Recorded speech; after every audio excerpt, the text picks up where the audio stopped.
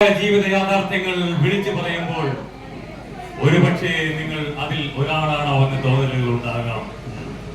പണത്തിനും പദവിക്കും പിന്നാലെ പായുന്ന ഈ തലമുറയുടെ ജീവിതഗന്ധിയായ കഥ നാടകാചാര്യൻ NN പിള്ളയുടെ നാടകം ലോട്ടറി.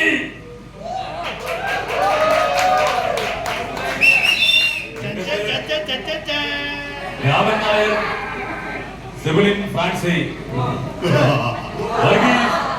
ബാബു ശമാശൻ, മേരിക്കുട്ടി, കാതറിൻ റോബി, ബാങ്ക് മാനേജർ ജില്ല തോമസ്, കൊച്ചച്ചൻ ഷോൺ റാഫേൽ, ബാലതാരം മാസ്റ്റർ എരിക്. സ്ഥലത്തിന്റെയും സമയത്തിന്റെയും പരിമിതികൾ കൊണ്ട് തയ്യാറാക്കിയ ഈ ഹ്രസ്വ നാടകം നിങ്ങൾ സ്വീകരിക്കുമെന്ന ഉറപ്പോടെ സവിനയം നിങ്ങൾക്ക് മുമ്പാകെ അവതരിപ്പിക്കുന്നു. MTC തിയേറ്റേഴ്സ് നാടകം ലോട്ടറി.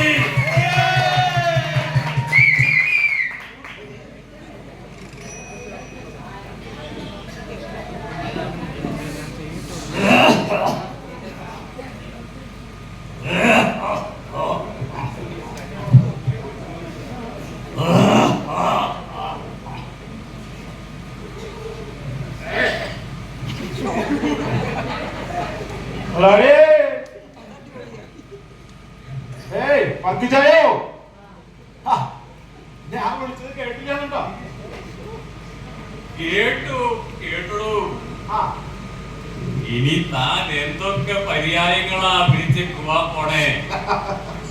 കുറച്ചുകൂടി കഴിഞ്ഞാൽ താൻ വർഗീസ് കുടിയാളാന്ന് വിളിക്കണോ?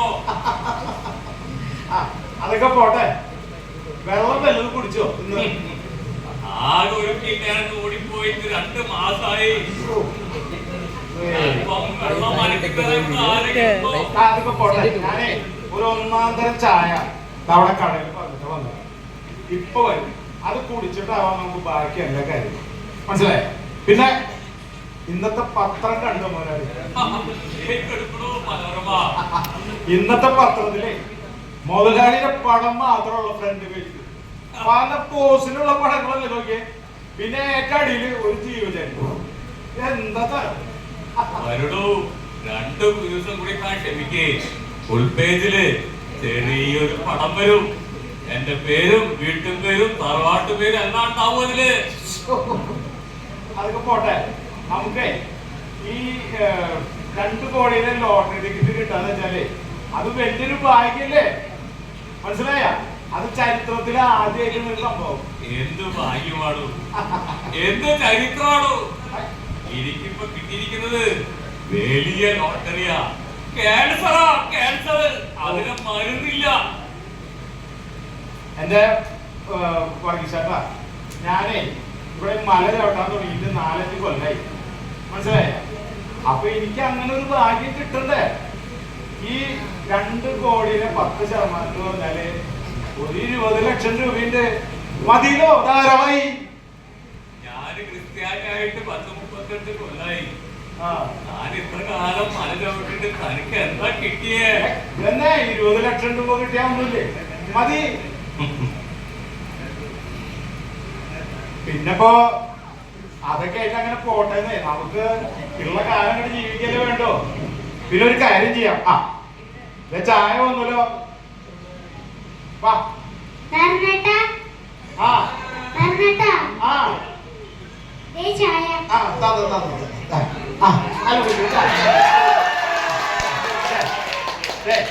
ഈ ചായ ഇങ്ങടെ തട്ടിയേ, എന്നിട്ട് അവൻ ബാക്കിയുള്ള കാര്യങ്ങളൊക്കെ. അയ്യോ തന്നെ കഴിപ്പോ.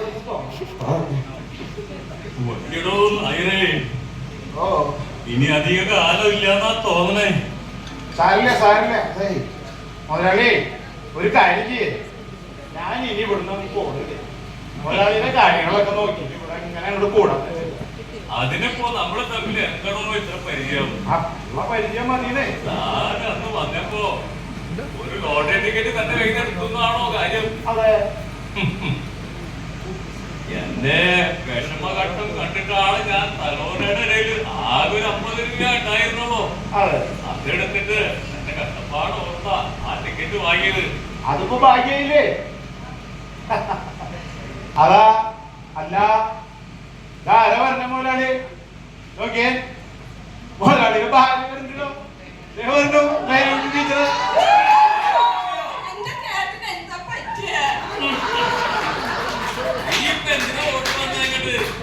എനിക്ക് കാശ് കിട്ടിയെന്ന് പറഞ്ഞ് ഓടി വന്നോല്ല. ഞാൻ പോവാത്ത പള്ളികളില്ല, നേരാത്ത നേർച്ചകളില്ല. ഡോക്ടർമാർ ഉപേക്ഷിച്ച സംഗതിയാണ്. ഇനി കർത്താവ് മാത്രമേ എനിക്ക് ആശ്രയമുള്ളൂ. അന്ന് മലയാറ്റി തൊട്ട് ഗോവയിലെ സെന്റ് ഫ്രാൻസിസ് വരെ അവിടെ വരെ ഞാൻ പോയിട്ട് എനിക്കിവിടെ കഥ കേൾക്കണ. വടക്കേല് ഒഴുകി കിടക്കുന്ന ഒരു പറമ്പുണ്ടായിരുന്നില്ലേ, അതിലൊരു ബിൽഡിങ്ങും കമ്പനി മാനേജറും മറ്റും താമസിച്ചിരുന്ന അവിടെ തന്നെയായിരുന്നു. ചെമക്കം തന്നെ. ആളൊരു കമ്പനി മാനേജർ ഒന്നല്ല, പാവം ഒരു സുവിശേഷം വാസികൻ. പ്രാർത്ഥനയും ചേർന്നു, അത്രേ ഉള്ളൂ. ഈ മനുഷ്യൻ പരമാവധി ഒന്നുമില്ല. ഞാനും പറയണേ, വലിഞ്ഞു പോയോട് കേൾക്കുട്ടി. പ്രാർത്ഥനയും ചെമം, പിന്നെ ഹോട്ടലുകളും മാറി മാറിയുള്ള കരിസ്മാറ്റിക്കും. അയ്യോ, ഇങ്ങനെയൊന്നും പറയല്ലേ മനുഷ്യ. കരയണ്ട, ആരും കത്തിട്ടൊന്നുമില്ല. ഇതൊന്നും പോങ്ങാതെ.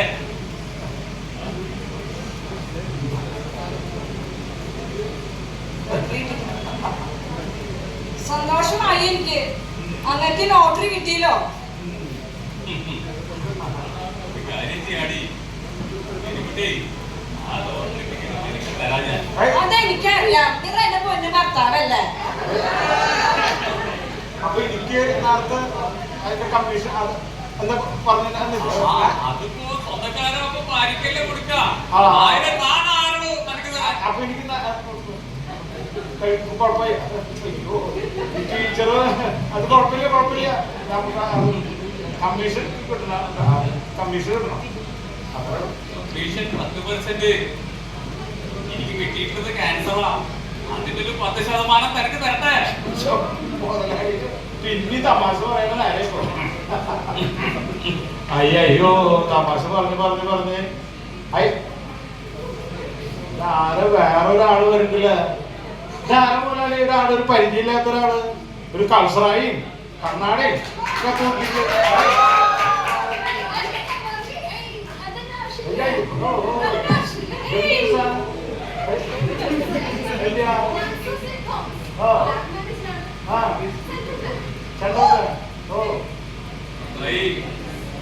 എനിക്ക് ക്യാൻസറാ. തീരുമാനിച്ചിരിക്കുക. അതിനൊക്കെ കൂടാൻ വന്നവരെ ഇവരൊക്കെ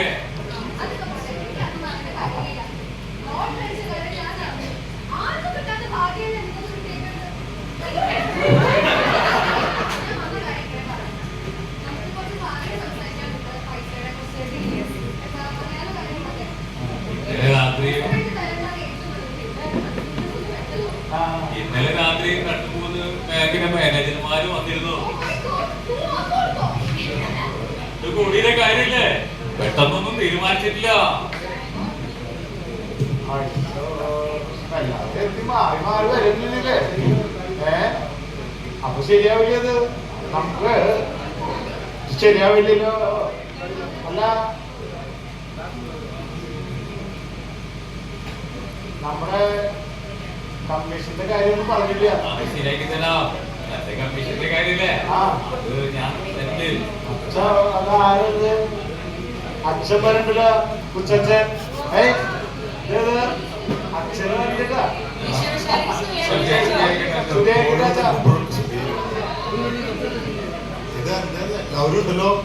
ഞങ്ങളും ഇങ്ങനെ ഒരു പത്രത്തില് വന്നിട്ടുണ്ട്. അച്ഛനും എനിക്ക് ലോട്ടറി കിട്ടിയെന്ന് പറഞ്ഞ് വന്നതാവൂലേ? അത് ഞാൻ ഇപ്പൊ വന്നത് അതിനെ നോക്കിയിട്ടല്ല, സാറിനെ കണ്ടുകൊണ്ട് സംസാരിക്കാനും പിന്നെ വികാരിയച്ഛൻ പറഞ്ഞ പോലെ വന്ന് കണ്ട് പ്രാർത്ഥിക്കാനാണ് വന്നത്. എങ്ങനെ ഇരിക്കുമ്പോ ഞാൻ തെറ്റിദ്ധരിച്ചു പോയി അച്ഛാ. ഈ ആർത്തി പണ്ടാറങ്ങൾ കൂടി വന്നപ്പോ ഞാനും ഇവരെ കൂട്ടത്തിൽ അച്ഛൻ കൂടിന്ന് കൂട്ടി. ക്ഷമിക്കണം, പൊറുക്കണം അച്ഛാ, മാപ്പാക്കണം. ഞാൻ തെറ്റിദ്ധരിച്ചു പോയി. അതൊക്കെ അവിടെ നിൽക്കട്ടെ. മേരിക്കുട്ടി, എന്തായാലും ഈ ഒരു അവസ്ഥയില് നീ വർഗീസേട്ടനെ വിട്ടു പോയത് തീരെ ശരിയായില്ല. ഇനി കുറച്ച് നാളും കൂടിയേ ഉള്ളൂ, അത്രയും കാലം വർഗീസേട്ടൻ്റെ കൂടെ നിൽക്കുക. അത് അയാൾക്കും അറിയാം, കുറച്ചാളും കൂടി അദ്ദേഹത്തിൻ്റെ കൂടെ നിൽക്കുക. പള്ളിപ്പണി എവിടെ വരെ അയച്ചാ? പള്ളിപ്പണി വളരെ ഭംഗിയായിട്ട് മുന്നോട്ട് പോകുന്നു. സഭാവിശ്വാസികളുടെ ഒരു സഹായം കാരണവും ദൈവത്തിന്റെ ഇടപെടലും കൊണ്ട് വളരെ ഭംഗിയായി മുന്നോട്ട് പോകുന്നുണ്ട് പള്ളിപ്പണി. ഈ സ്പീഡിൽ പോവാണെങ്കിൽ നമുക്ക് എത്രയും പെട്ടെന്ന് ഇത് നമുക്ക് പൂർത്തീകരിക്കാം. അച്ഛാ, 1000 കരിമ്പൂച്ചകൾ എന്റെ വയറ്റിൽ നിന്ന് കടിച്ചു കീറുകയാണ്.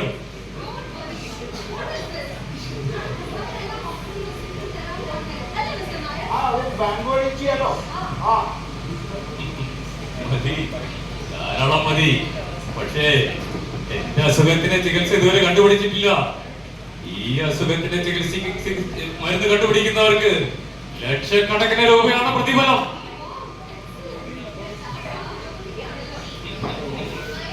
അതെ അതെ, ഇലക്ട്രിക് ബൾബ് കണ്ടുപിടിച്ച എഡിസൺ സാഹിബ് 6000-ഓളം നാരുകൾ കത്തിച്ചു എന്നാ പറയണേ. അതിൽ ഒരു ലോഹക്കമ്പി കിട്ടി, അത് കത്തിച്ചു, കത്തി, ബൾബും കത്തി.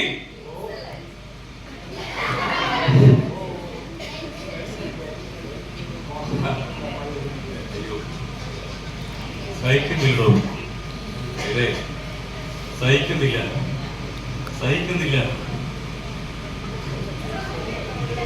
അച്ഛാ, പള്ളിപ്പടി വളരെ ഭംഗിയായി നടക്കും. ഇവർക്കൊന്നും ഞാൻ പൈസ കൊടുക്കില്ല. ആ പള്ളിപ്പണിക്ക് അച്ഛൻ എത്ര വേണമെങ്കിലും ചെലവാക്കണം. എനിക്ക് കിട്ടിയ ഈ ലോട്ടറി പൈസ ആ പള്ളിപ്പണിയുടെ നിർമ്മിതിക്കായി ഞാൻ അച്ഛനെ ഏൽപ്പിക്കുകയാണ്. ഇത് എന്റെ വക, ഇത് എന്റെ വക. അതെല്ലാം വളരെ നല്ല തീരുമാനം. പക്ഷേ വർഗീസേട്ടന്റെ ചികിത്സ മരിക്കാൻ കിടക്കുന്ന എനിക്ക് ചികിത്സ എന്തിനാണ്? ഇപ്പോ ഈ ടിക്കറ്റ് പള്ളിയിലേക്ക് ഏൽപ്പിക്കാൻ തീരുമാനിച്ച നല്ലൊരു തീരുമാനം. നമുക്കിത് എന്നാൽ നേരിട്ട് വികാരിയച്ഛൻ്റെ കൊടുക്കാം.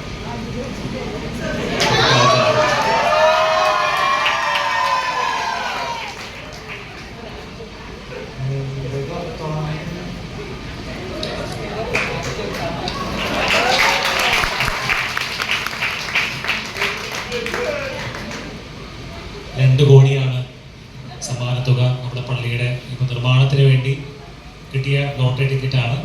എന്തായാലും നമുക്ക് പള്ളിപ്പണിക്ക് വേണ്ടി തന്നിരിക്കുന്ന ഈ ഒരു വലിയ സന്തോഷം നിങ്ങളായിട്ട് അത് പങ്കുവെക്കുകയാണ്. നമ്മുടെ ജോയില് നോക്കുകയാണ്, കറക്റ്റായിട്ട് അടിച്ചോ എന്നാണ് ജോയിലിൻ്റെ സംശയം.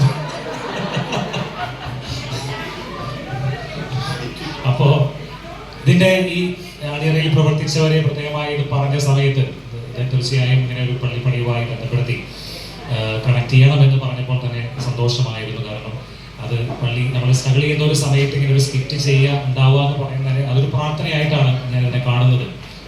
അതുപോലെ തന്നെ ഇതിൻ്റെ ഭാഗമായി ഷമ്മാശൻ നാട്ടിൽ നിന്ന് ഒരു ടിക്കറ്റ് എടുത്തിരുന്നു. ആ ടിക്കറ്റ് ശരിക്കുള്ള ടിക്കറ്റ് എടുത്തല്ലോ. എടുത്തിട്ട് അദ്ദേഹം പറഞ്ഞു നോക്കാം അടിക്കുകയോ അടിക്കില്ലേ എന്ന്. പക്ഷെ അടിച്ചില്ല. പക്ഷെ പ്രതീക്ഷയുണ്ട്. ഈ സ്കിറ്റ് നിങ്ങളുടെ മുൻപിൽ പറയുന്ന ഒരു കാര്യമാണ്, നിങ്ങൾ എല്ലാവരും ടിക്കറ്റ് എടുക്കുക. എടുത്ത് ആ ടിക്കറ്റിൻ്റെ ഒരു കോപ്പി എനിക്ക് അയക്കുക, ഞാനും ചെക്ക് ചെയ്യും. എന്നിട്ട് അത് പറയാം, ഇത് അടിച്ചു കഴിഞ്ഞാൽ പള്ളിക്കാണെന്ന് പറയും. ഇതാണ് ഈ ലോട്ടറി എന്ന് പറയുന്ന ഈ നാടകം നിങ്ങളുടെ മുമ്പിൽ വെക്കുന്ന ഒരു കാര്യം. അങ്ങനെ അടിച്ചു കഴിഞ്ഞാൽ അത് പള്ളിക്കാണ്, ആ പള്ളി നമുക്ക് ഉയരാൻ സാധിക്കും. അപ്പോൾ ഈ ലോട്ടറി ടിക്കറ്റിൻ്റെ നൽകിയ ഈ ടീമിനെ പ്രത്യേകം നന്ദി അർപ്പിക്കുകയാണ്. നല്ലൊരു കൈയടി കൊടുക്കാം. എല്ലാവരെയും ചെറുതും വലുതുമായ എല്ലാ വിഭവങ്ങളും നമ്മുടെ പള്ളിപ്പടി നിർമ്മിക്കാനായി അത് ഉയർത്താനായിട്ട് ഉപകരിക്കട്ടെ എന്ന് ആശംസിക്കുന്നു. ഈ ടീമിനെ LMTC തിയേറ്റേഴ്സിനെ എല്ലാം നന്ദിയും അറിയിക്കുന്നു.